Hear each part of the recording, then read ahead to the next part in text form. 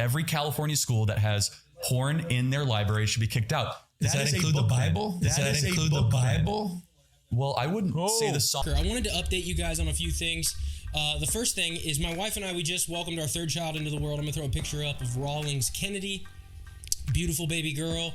And we're super happy. So that's why I've been a little behind, is we just had our third child. The second update is Clear Truth Media is doing their second annual conference. So I wanted you guys to know about it. If you're interested in attending a Christian conference, they're great. Speaker lineup right now, we have Vadi Bakum, we've got Doug Wilson, we've got Rob McCoy, Megan Basham, Stephen Whitlow, which is my pastor, and I think we have maybe one or two more that I'm forgetting off the top of my head, but I'm going to drop a picture with all of the speaker lineup down below and the dates. The link where you can buy tickets is going to be in the description of this video. So yeah, go subscribe to Civically Minded. He's my real good buddy, Cory Wing, Civeccly Minded. He deals with Christian living, politics, and everyday life theology kind of stuff. He's a real good brother. He's a Presbyterian, but we're not going to hold that against him. Cool. On to the episode. And again, if you guys are watching, I think like 70% of the viewers that view this channel aren't subscribed. So if you could just do me the favor, it really helps me with the algorithm. I put a lot of work into this content. I'd really appreciate it if you could just click the subscribe button. It's free. Like the videos, share them for me. I put a lot of work into this, so it'd be really nice. If you're listening on audio, you're not watching on YouTube, just leave a review. That'd be great. 5-star review, 4-star review. And if you really hate, God and Christian stuff, and maybe it's just me, maybe you just don't like me, just leave a 1-star review. I'm okay with that too. Yeah, guys. So again, if you listen regularly, I really, from the bottom of my heart, I really appreciate you guys. And I'm going to stop rambling, and we're going to get into this episode. Cool. All right. Check this out with me and my buddy Cory.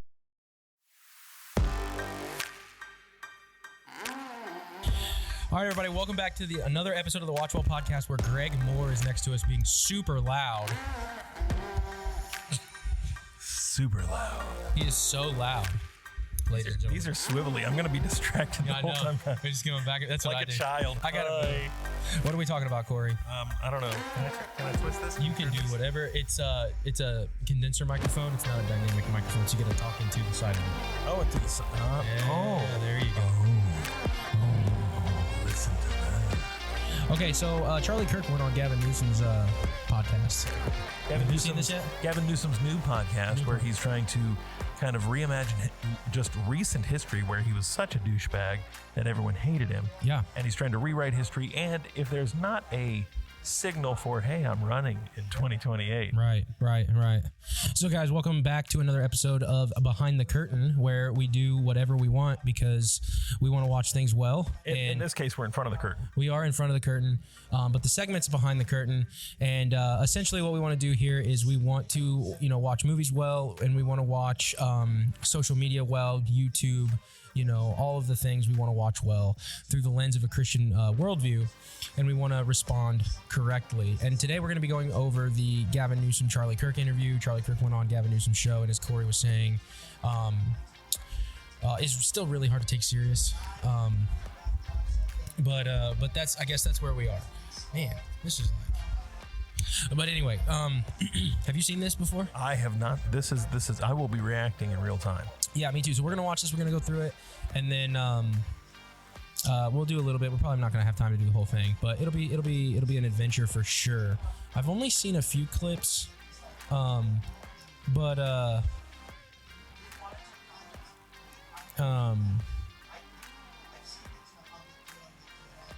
I've seen clips, but I haven't really seen. I haven't seen anywhere near the whole thing. Well, okay. So let's kind of just. If you've seen any, you've seen more than me. So it's been a busy couple days here in Ohio. Shoot. I went to the wrong one. Sorry. Here, I got to do this. I got to do Gavin. I got to go to the one on Gavin Newsom because we don't want Charlie Kirk's opinion. We just want the podcast because that would be kind of annoying, right? Let's see. Can we find it? It could be entertaining. Where's it at? Is this it? Yeah, this is it right here. Because you have expressed that I should be concerned as a Democrat that we're getting clobbered. Yes. that you've figured something out. It's not me. The president first deserves the credit. But why? No, hold on. You were at this before Trump was Trump. I know, but he was a Democrat back in 2011 and 12. The president deserves huge credit. And I just have to say that as an obligatory thing, because without him, our movement would be small. And you can appreciate that in politics. You have to appreciate the person who is the catalyst. For you, that's what you sort of attached an identity with. It was also just the catalyst. It was a cultural moment that just opened us up. But go back just on that, because I'm curious. In 2012, 13, 14, who were you identifying with from the movement perspective? I was more like, as I mentioned, Rand Paul libertarian, because that's where the energy really was, right? And then President Trump comes on. Again, I was still very early in. They're going back to 2011, 2012, maybe 2013, where Ron and Rand Paul were we kind of thought to be some of the figureheads. And then, of course, as you come out of that era, I mean, this is coming near the end of Obama's 2 terms, of course. 2012 would be the beginning of his 2nd term. And we didn't really have any good answers for Barack Obama. I mean, he just slaughtered us both times at the polls, of course. You said 2012? Yep. So I was a senior in high school. So you're old. Yeah, I graduated high school in 96. 96? Uh-huh. When were you born? I was born in 1992. Yeah, you were 4. I was 4. When I graduated high school. And did I say that we're good friends? Yeah. Age is just a construct. That's right. When you come out of my knees would say otherwise, and my prostate. When you come out of that, out of that shellacking, both the first and second term of Obama, we didn't have any really good answers in the Republican Party. There was a lot of rhinoism, which sadly there still is, but you had a lot of these, just feckless, Republican and name only people. And it wouldn't really be until probably 13, 14, 15, and going into the 16 election, of course, which is when Trump really came down the escalator and kind of shook the world up. Did the Simpsons thing? Man, that's a whole episode. That's a whole thing, man. That's a whole episode. That's wild, right?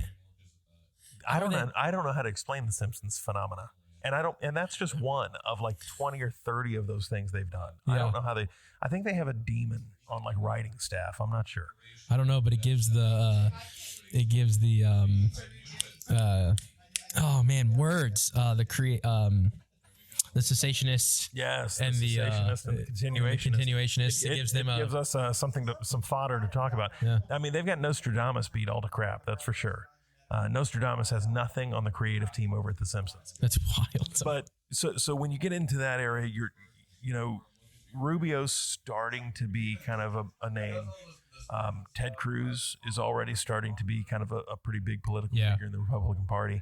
Of course, they would all run, or they would all primary, I should say, against Trump. Of course, everyone thought Jeb Bush would be a much more productive and attractive Republican because, he had a brother and a dad that have already been president. And no matter what America says, we love a good dynasty. We pretend like we're not an aristocracy or that we don't like royal families. That's all fake. Because humans like that kind of stuff. You can go all the way back to the Old Testament and see that the Jews picked Saul because they looked at Saul and went, well, he's tall and he's good looking and he's a man's man and he seems like a leader. So I pick that guy. They're really, we like to think that we are more educated, more intelligent, more, pragmatic, that we're going to really weigh the stuff. We don't usually do that. Yeah, pride. We usually just kind of look at somebody and go, I like that guy. Yeah. And so it's just one of those things. Sometimes we don't even know why we like that guy. That's right. Sometimes it's just aesthetic, or it's just I get a vibe. There's something about him I like. Again, Gavin Newsom's a really good example of that. Gavin Newsom's attractive. He's kind of, for a politician, he's young. He's charismatic. He's well spoken. He's really articulate. Yeah. I can see the attraction to a Gavin Newsom. Now he's a slime ball. Yeah. A total and utter slime ball, and a feckless, awful leader. But he looks sexy doing it, and by golly, if someone's going to just throw your entire state into the toilet, don't you want them? This is the same state that has Hollywood. They have been letting good-looking people throw their whole culture in the toilet for decades. So why not one more? A lot, who's the top voices? What do you believe? Why do you believe it? Yeah. So more libertarian front. It was more, and I still have some libertarian leanings on some. And when Trump came down that escalator, you're like, boom, that's not my day guy. one. No, I was mystified at first. Why? Just saying this guy's, there's no chance. No, it's funny. I actually sent out a tweet very like 2011 when I was in high school saying Trump should run for office, but I was not mystified negatively. I was like, can this really happen? Can a guy that has no political experience come down an escalator, challenge the whole establishment? Right. But you didn't expect Donald Trump to come down the escalator and start talking about illegal aliens or, rapists. I didn't disagree with it. I didn't see that coming. And again, this is well documented. Early in my journey, I underestimated the silent majority that really wanted a rebalance. Here we are in the Midwest. We're in Ohio as we sit here. I'm originally from Indiana, another Midwest state. I think Charlie is speaking to something that most Americans from, the border, what I call the borderlands, so your Northeasterners, even sometimes your Florida folks, certainly your West Coasters. I mean, where we're sitting currently is or not so affectionately called flyovers country, right? Yep. So we're in flyover country. The peasants. Yeah, that's right. The plebes. I'm from flyover country. And while Charlotte, which is where I live now, Charlotte, North Carolina has grown and has become a lot more of a destination recently. And I mean like in the last 10 to 15 years, maybe not even 15, probably the last 10 years. Historically, historically, North Carolina was the most agricultural state in the Union. And we still have some of the most agricultural heavy counties in America to this day.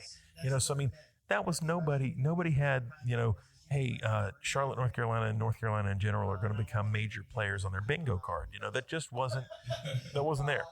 So as we are still one of the 2 or 3 fastest growing states in the country, we have been for almost a decade. Yeah, things are shifting. Things are changing for us now. But historically, that's not been the case.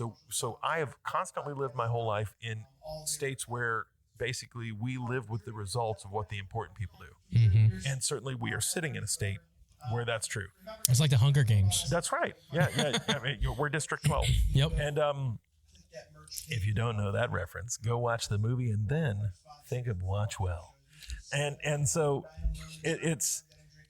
there's something about these elites, and I'm not picking on Charlie Kirk because he's from where he's from. He didn't ask to be from there any more than you asked to be from here, or I asked from being where I'm from. So if you come up in those more elitist areas, you don't even think about the average American, this what he calls the silent majority. And they really are. These are the men and women that get up, they go to work, they hold blue collar jobs, a lot of time in factories, or historically they would do farming and things like that. Of course, that's kind of not around as much anymore. But they have very normal, basic blue collar lives, and they're the type of people who say, "Hey, if you don't bother me, I won't bother you. I'm just happy to raise my kids, get my gold watch at the end of my career, and just fade into obscurity." They're not looking to overturn the world. But when you try to shovel crap down their throat long enough, these are the same people that will say, that's enough. I wanted to be left alone. Remember the deal. I'd leave you alone, but the deal was you would leave me alone. You're not leaving me alone. So when you derail a car in a train in rural Ohio and poison the entire town and then act like, that's because of the inherent racism of trains. Or, hey, I would look into that, but me and my husband have to go adopt our 14th child. So I'll get back to you when I'm back from maternity leave, whatever the crap Buttigieg was doing in his tenure as, the Secretary of Transportation, which was to say he was doing nothing. So I think on the taxpayer dime. That's right. Yeah. Charlie Kirk is onto something here when he admits openly, I didn't see this coming. And I think that's true. I think whether you're talking Republican or Democrat, they didn't see this coming because it really hadn't happened. That particular people group is historically happy being behind the scenes. So no one saw it coming when they rose up and said, no, we're done. Yeah. political landscape. So interesting. So Trump then became the catalyst. And so Turning Point became sort of next level. Your events start That's growing. Right. You organize around that. Turning Point Action becomes what? The political arm. One is more educational, one is more political. And we did ballot chasing in Arizona and Wisconsin. We were successful in that. Alongside the Trump campaign, Arizona was the best performing swing state. And you're not modeling yourself at it. Charlie looks like, don't get me wrong, Charlie's always poised. Yeah. From what I can tell. There's only one instance, and that was at like Politicon or something, and he went after Cenk, who was in the audience. Remember Cenk Iger? Cenk Unger, yeah. Which for those of you who may not know, because this is more of a movie channel, that's the Young Turks. They're horrible people, but Cenk is the guy that kind of is the face of the Young Turks. Yeah. Yeah, and so other than that, like, but here he just seems like. I wonder what the decision-making process was like to decide to go on this podcast. Because, I think it's a brilliant idea. Well, I get it, right? To reach his audience. Yeah. But he kind of looks like he doesn't want to be there. Well, I think there's a difference like you between saw his body language and all that. You absolutely. saw that, right? I'm not crazy. Turning Point right Action here. becomes absolutely. The political arm. This little one look is more down. educational, one is more political. And we did ballot chasing in Arizona and Wisconsin. We were successful in that. Alongside the Trump campaign, Arizona was the best performing swing state. And you're not modeling yourself. That's just what when the flatness of the surrounding that little eye thing. I mean, I might probably reading into it a little bit. It's just like, like, dude, come on, do your research before you talk to me, kind of thing. Well, I don't want to be again here. Pastorally. I think of all the times that Jesus said, even to his own disciples, how much longer do I have to be here with you people? Like, how do you not understand what I'm trying to say? Or the Pharisees, right? He's like, have you not read? That's it, dude. I think there is something to be said. Yes, you're probably not overestimating the body language, but I do think it's he's unimpressed with it. I mean, Gavin Newsom is used to everybody kissing his rear end and telling him how brilliant and how wonderful, and because they all want in the Gavin Newsom world. Charlie Kirk doesn't want in the Gavin Newsom world. He's using Gavin Newsom to, again, like you said, reach an audience to bring people into his world. That's right. To expose people who maybe wouldn't listen to Turning Point, and now who are traditionally Gavin Newsom hardcore liberals, and then they may hear something in this conversation that makes them go, wait a second. Yeah. And then do more exploration, right? You rarely change minds in one of these types of conversations. Like I say the same thing when like pastors do debates, right? We don't really, our good friend Keith Foskey and I were part of a panel that was debating. I'm a Paedo Baptist. He's a Credo Baptist. We debated those topics. And I said in the debate, I think this is a pastoral issue. Which means at best, you hear something here tonight in the debate, it piques your interest, and then you need to go talk to your pastor or another pastor and help them walk you through the position more cogently, more clearly, walk you through scripture. Because these type of worldview conversations, at best, in what is this, 30 minutes? Just something like that. You can't really change worldview in 30 minutes because you didn't establish your worldview in 30 minutes. You established your worldview over your entire life. So those conversations are something that needs to be rooted in a more robust discussion, but also just study. You need to look into the issues. So what Charlie Kirk's doing here is just saying, hey, I want to give you just enough ammunition to say, wait a minute, he exposed some stuff that I was unaware of. He told some truths that maybe I never heard, and then they can seek more information. But what Gavin's not used to is people not just saying you're the greatest thing since sliced bread. I mean, he comes from money. Gavin Newsom comes from incredible wealth. He is incredibly wealthy still. Again, for a politician, I mean, I realize there's some of your audience members that are going to go, that ain't young. That guy's old. Yeah, but again, you got to put it in perspective. When our president's as old as he is, and our last president was like, dead. Had dementia basically, and was like, a walking corpse. For a politician, this is a young man. So this is a young, vibrant, good-looking, charismatic, wealthy, and suave. And I mean, he presents well. He's got, attractive women that want to be with him, and good-looking, men that want to be him. So he's used to being treated like that. So in strides Charlie Kirk and goes, I'm unimpressed. Yeah. And he's not prepared for that kind of treatment. Meaning, where are the Democrats? Are you looking at other organizing? We were modeling off of some of the ballot chasing, ballot harvesting practices of the left. Yep.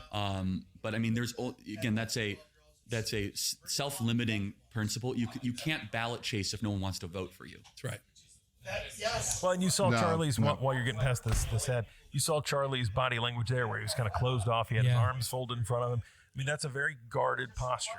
And they're still feeling each other out. That's right. Yeah. That's right. Best organizers in the world, and you have 2,000 people chasing ballots in Arizona, and you're running Kamala Harris in Arizona. What we ended up tracking through our data is that the Democrats were chasing for us.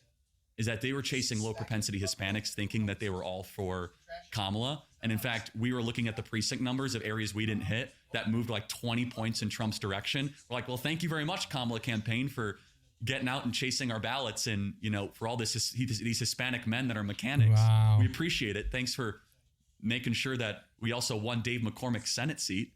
Right. So again, chasing is only one part of The way that they're talking about this is really tough, and it reminds me, you're a John Lovell fan, about how can you? I'm wearing. Look at this. Oh yeah, I got mine on too. Yeah, that's right. Can you treat war as chess? Have you heard him say that? Yes, and I think the answer is yes. Yeah, well, you have to.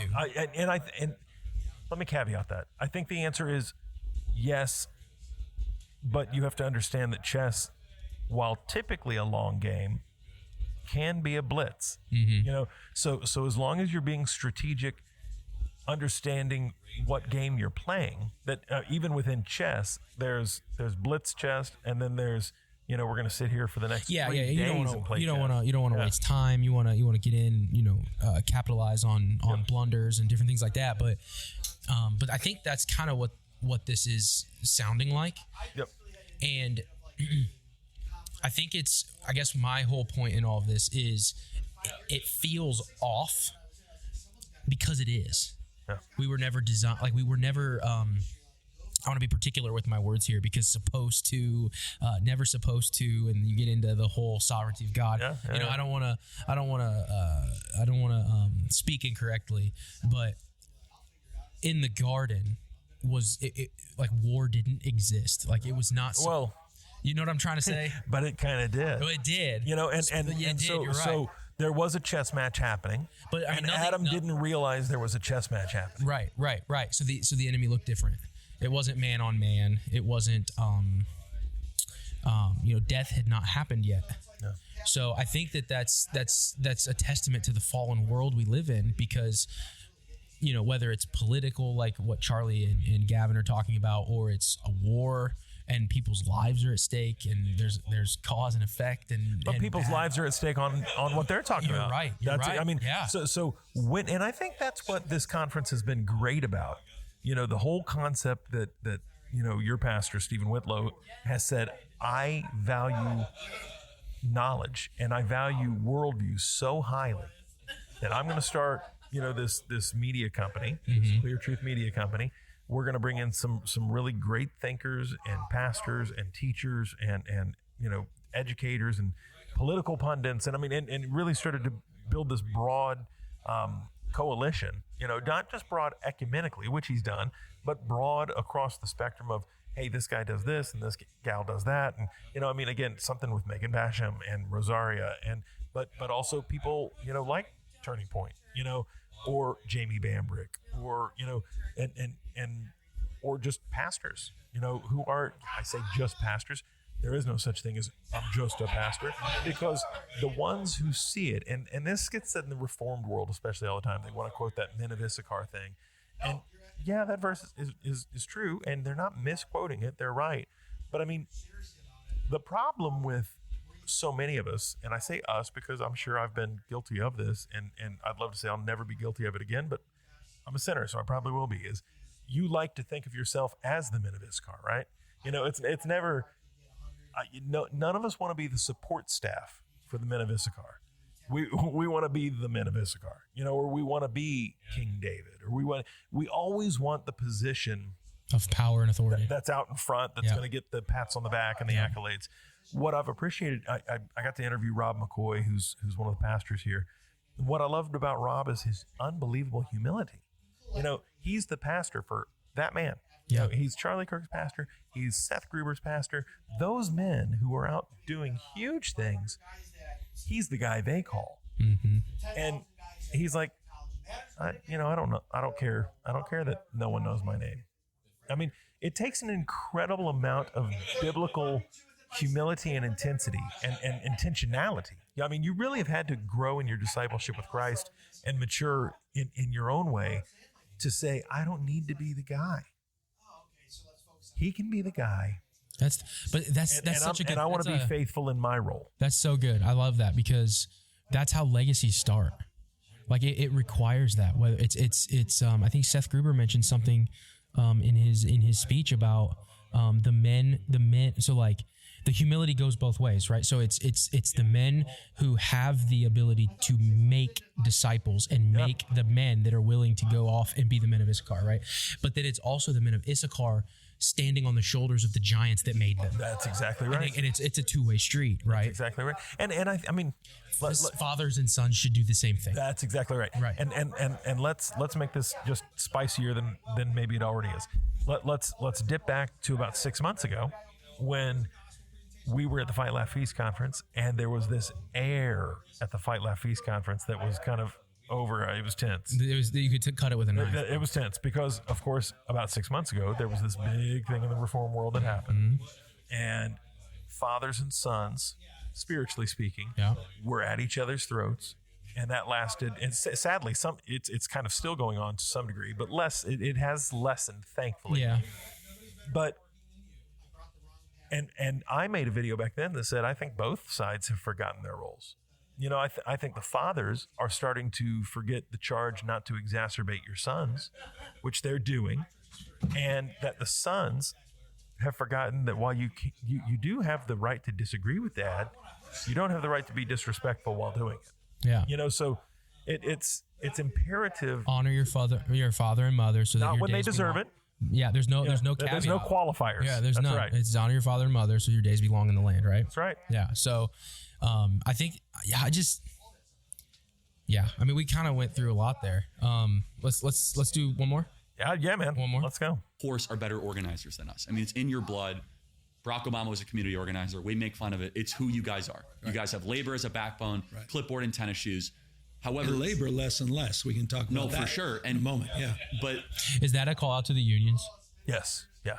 So what are your thoughts there? We'll do this and then one more. So because I thought we would listen to a little bit more, but no. But the unions. So there was a time for the unions, in my opinion, and I think the time is over. And I think that for the most part, they do more harm than they do good. Well, let's unpack that a little more because, again, I always, especially on my channel, I talk about a lot of these high-level topics. So I don't want to ever assume that all of my audience knows the inside baseball, right? So let's unpack what you mean by that because you're right. When labor unions started in this nation, which goes back to really the early 1900s, you're looking at there wasn't any Department of Labor. There was no federal, or even usually most states didn't have any tool or resource to protect the employees. So you had child labor, you had incredibly unsafe work environments. There's story after story, especially in major cities, especially in like textiles or other industrial applications where people were, trapped in a burning building, crazy stories that you're like, what, that happened? Well, there was no one to not make it happen, and sadly, the nature of man, because of our sinfulness, when you get into a corporate setting, and we still see this, is that your greed starts to kick in, you want profit margins, and then that greed gets traded in for what's called rapaciousness, which is greed at all costs, and you're willing to cut corners, and you're willing to do things that are going to harm people or even kill people. And so, yes, into that fray comes labor unions. Again, I agree. For good reasons. Let's protect employees from these, terrible. Now there is some Marxism behind it too. I don't want your audience to be, completely misty-eyed and go, "Oh, labor unions, shucks." No. There was certain Darwinian Marxism that is attached to all that, and there's a party going on here in the room. But it's good stuff. There was some Darwinian Marxism that's tied into that as well, where of course the money guys are always evil, and the which goes back to that very greedy Russian goblins, that Russian Revolution idea, the proletariat and the and all of that. So the that's baked into the pie. But out of that come the labor unions. And then, of course, out of the labor unions come like mafia. You know, you get the Jimmy Hoffa type stuff that happens. And I mean, it gets really corrupt quickly, much quicker than anyone would have seen coming probably. But nowadays, and I've got friends that again, because we're both from the Midwest, I've got friends in labor unions. Refresh my history here. Is this somewhat around the birth of like the FBI and It's going to predate some of that even, but yes, you're going to get some involvement with J. Edgar Hoover. Some of that. But again, we could do a whole episode just on the weaponization. We talk about lawfare now. And everyone thinks that's a new thing, or like that's what J. Edgar Hoover was doing.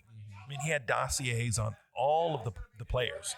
And then those dossiers were used to great effect to manipulate the outcomes of things that he wanted manipulated. So to act like, well, the FBI has really gotten, it's turned. The FBI is exactly what it's always been since its inception. The FBI is doing the same thing the FBI has constantly done.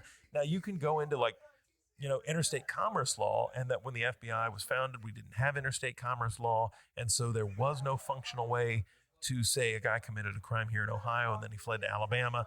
There was no, unless some good, so again, there were reasons, and there always are, right? Yeah. So those reasons though usually are far outlasted, as you said, to the point of labor unions. We don't really need labor unions anymore. I've got friends that work in labor unions and are even in management labor unions. And one of my good friends told me privately just a few years ago, he said, look, the truth of the matter is all labor unions do now is take money, consolidate power, lobby politicians, and get even employees who I catch like stealing their job back. Mm-hmm. I in effect can't fire anyone, even if they've done a fireable offense, because the union will step in and within 3 or 4 days, that guy's back on the job. Yeah, and ultimately what that means is the employees run the business. Yeah, it's theft. Yeah, it's a theft of control and power. Yeah. So the men or man that brought all the capital, whether that's mental capital or usually financial capital, the guy who had the great idea, the guy that had the great idea and took the risk but see, that's where Democrats and Republicans are very different in their view of economics. Yeah. From a laissez-faire economic system to a more again, that proletariat type mindset of, well, it's the employee. It's this very Marxist idea of, without the low man, you couldn't do what you do. Well, but I did do what I did without them. I'm the one that brought the money to the table. I did start this company when I didn't have those 400 employees. Yes, sure, they helped grow it, but my capital helped grow it. My intellect helped grow it. My charisma helped grow it. I mean, so belief. Yeah. I mean, there's a lot of belief. So the WatchWell podcast right now is this. Yeah. But fast forward, say 10 years, 20 years, 25 years, say the WatchWell podcast is now a syndicated thing and it's in, 50 major markets all across the country. Do you owe the men and women who then run small, syndications of the WatchWell podcast, do you owe them something? Well, of course you owe them something. That's called, you pay them. Yeah. That's what you owe them. You owe them opportunity. And they get to choose whether they want to accept that opportunity or reject it. I owe them insofar as much as the agreed upon terms state. That's exactly right. And anything more than that.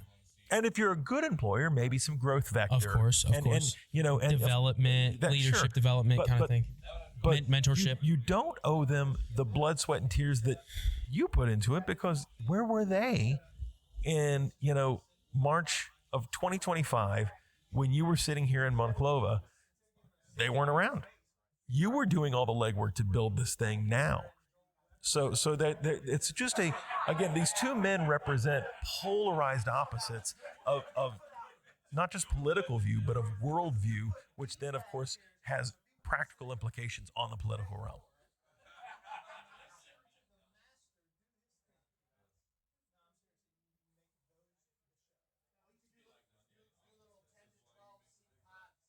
Yeah, let's just go forward.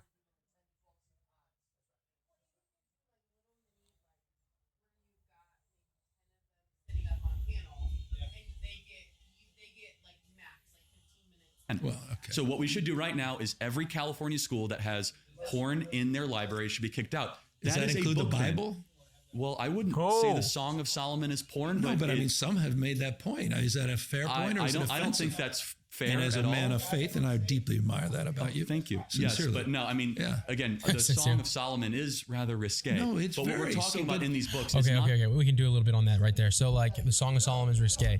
So, I guess you would have to answer the question: was Song of Solomon written to titillate? Because that's what porn is. Yeah. Well, and again, I think there's a lot to unpack there. You take it for wherever you want, because I kind of jumped ahead to that. No. That man, what a cool thing to stop on. Because you just skipped forward and that's where we landed. I just randomly picked a spot. So that's fantastic. But so if you look at the Song of Solomon, which absolutely is the most sexually explicit book in the Scriptures. But what's going on in the Song of Solomon, right? So one, you're getting kind of metaphorical language to describe a man and his wife talking about what men and women do as husband and wife, and then that is being related to Christ and his bride. Or and everyone would say, well, that's Old Testament. Grow up. Yeah, we're past. Talk to Andy Stanley. Yeah, we're past that. We're past unhitching anything. Yeah. It's we're hitched. Go drink Andy Stanley's Kool-Aid if you want to. But no thanks.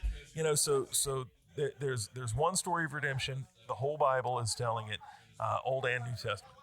But so first, primarily, there's a metaphorical thing happening between the story of this husband and wife and the greater story of Christ and his bride. But even if you want to look at the real sexual, and yes, in some ways almost gratuitous things being said by the Song of Solomon, then it's still okay. It's still okay because you're still talking within the bounds of the transcendent truth of God's word. This is still a husband and a wife. What Charlie Kirk's referring to that's going on in the public school libraries of California and sadly many other states is you're getting books on, William and Chad loved each other. Well, now we've escaped transcendent truth, and this is about homosexual, sexuality.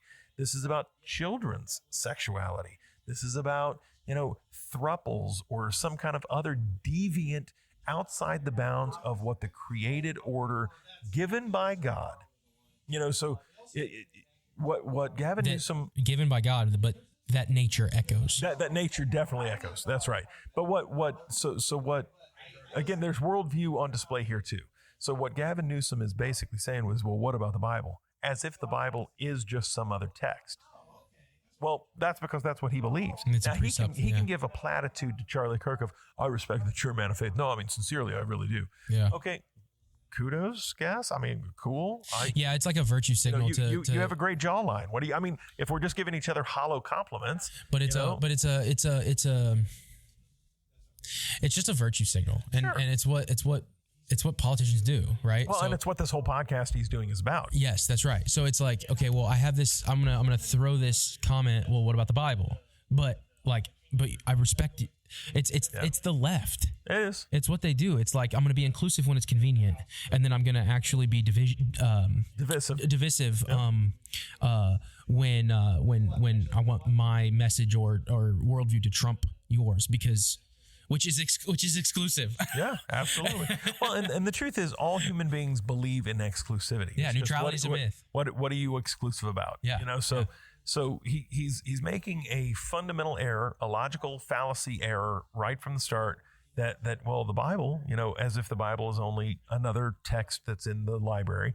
He's making another error when he says that the sex and some of the gratuity that is in, say, the Book of Song of Solomon is the same as, again, and I have flipped through and read some of the text that Charlie is talking about. They're grotesque. Yeah. I'm a 47-year-old grown man with children of my own, and I was scandalized. It's gross. And I have a 9-year-old daughter, a soon-to-be 6-year-old son, and a 2-year-old daughter.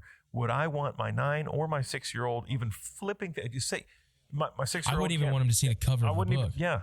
I mean, much less read the text. There's nothing acceptable. And I don't mean, well, that's because you're a Christian parent. No, it's because I'm a parent. Yeah. Unless you're a degenerate, what parent wants their 9-year-old or 6-year-old to be looking at effectively pornography?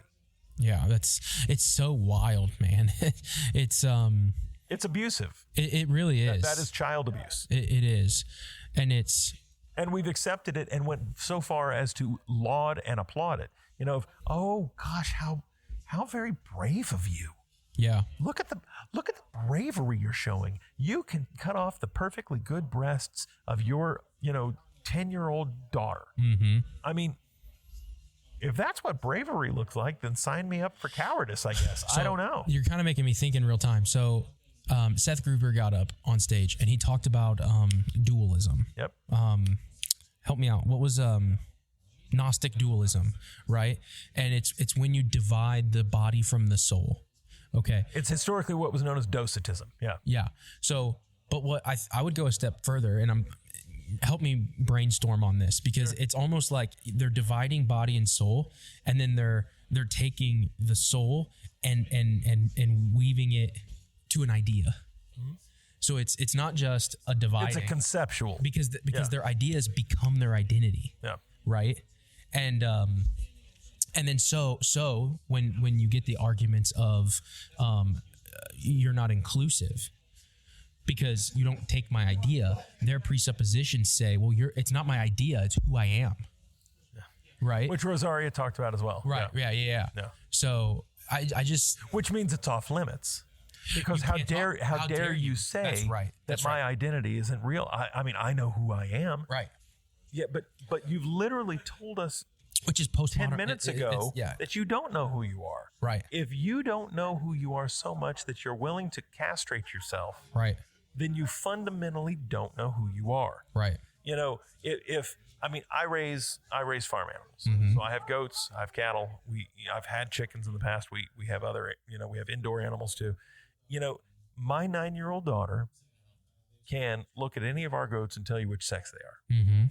She can reach down and feel, we have one big billy goat who has helped grow the flock, mm-hmm. and his name is Hank. She could even, if she felt so brave, reach down and feel his mm-hmm. genitals mm-hmm. and go, yep, Hank's a boy. You know what I mean? So, but and the crazy thing is, Hank, because he's a goat, will never have the moment of clarity that they would say that they have, where he approaches me one morning and says, I feel like a woman. Love you, buddy. No, I get it. Yeah. Beat the storm. Storm. See you. Drive safe. Wonderful. Danielle, it was great meeting you. It was wonderful meeting you. Yeah. Really good meeting you. Yeah. Thank you guys for coming. And Brandon, thank you for all that you've done for me. I love you, buddy. Yeah. This too shall pass, man. So thank you, buddy. Yeah. Travel safe. Yeah. Well, as you guys can see, we've made a lot of. Oh, here comes Greg on the Dead Man Walking Mobile. What'd you say? Oh man. Oh no, you're fine. That's conference. Guys, that's conference casting. This is conference life. It's loud. That's right. Conference casting is this. Yeah, it's people walking in front of cameras. It's all good. It's a party. That's what you want. You want to create buzz, and it's people great. starting to say goodbyes. Yeah. We're not quite done, but we're not. There's a couple more speakers. I mean, if you guys are out there and you haven't come to a conference, like not even just this one, just a conference, you're gonna meet some of the I've met, in my experience, I have met some of the best people I will ever meet. So people that will be by your side when your car breaks down in the middle of the night in a strange city where you don't know anyone and it is panicky. And then they will come on a podcast with you that has no direction.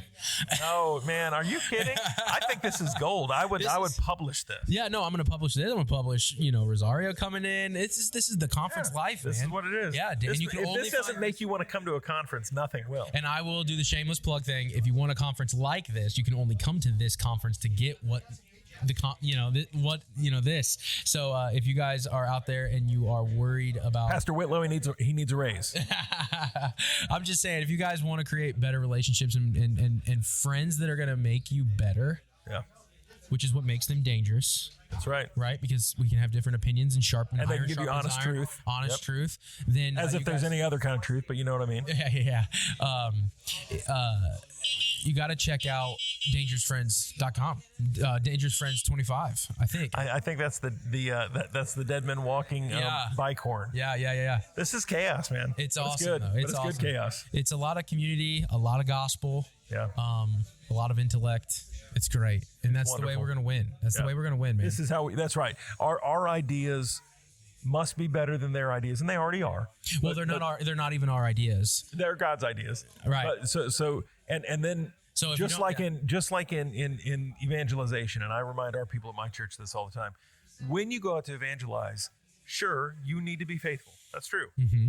Because God, in his providence, chose ordinary means to accomplish extraordinary ends. Mm-hmm. Could he have made it to where someone turns 32 and they get saved? Sure, he could have. Could he have made it where storks bring babies? Sure, but he didn't.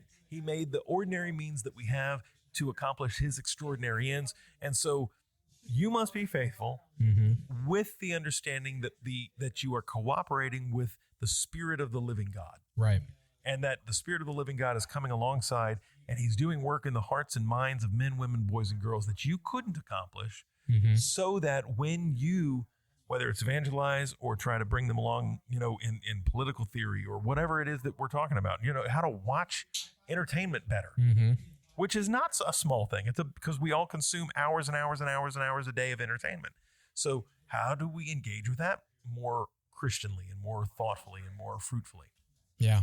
So I love what you do, brother. Yeah. All right, guys. We are going to wrap it up here. I know there's people packing up, and we want to say bye to some people. And I got to go pick up my rental car. Yeah. Thank you very much for watching and tuning in. If you have thus far, check out Cory at Civ Eckley Minded, CIVECCLY Minded on YouTube, X, Instagram, Facebook, civicallyminded.com is my website. So. Yeah. If you want good biblical teaching, instruction, correction, or if you want guidance there, he's a great resource for that. And then also he has really, really good biblical outlooks on politics. So if you're interested in that, check him out, and then also go buy his merch, support his channel, support a Christian. Don't go and buy Gavin Newsom's merch. That's right. Support a Christian, and yeah, that's how we're gonna take dominion. So. Thanks, brother. Yeah. And don't forget to watch well.